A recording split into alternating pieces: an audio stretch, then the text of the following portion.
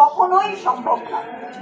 যদি কখনো সম্ভব না হয়, এইবার আল্লাহ আপনাদেরকে একটা সুযোগ দিয়েছে, এই সুযোগটা আপনারা কি হাতছাড়া করবেন নাকি 50 বছরে যা হওয়ার কথা ছিল তা 5 বছরে কিছুটা হলেও দেখতে পারবেন ইনশাআল্লাহ।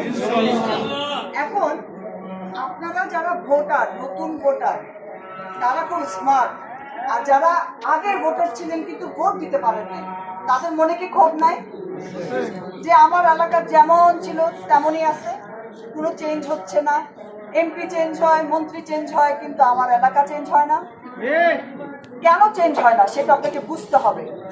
কারণ ক্ষমতা থাকলে ইচ্ছা থাকে না, আর ইচ্ছা থাকলে ক্ষমতা থাকে না। ঠিক আছে? তো আমাদের দুটোটাই আছে, আমাদের ইচ্ছা আছে। এখন যদি আপনারা ক্ষমতা দেন তাহলে করা সম্ভব, কিন্তু আপনাদের দ্বারাই সম্ভব, আমার একার পক্ষে সম্ভব না। আপনারা যারা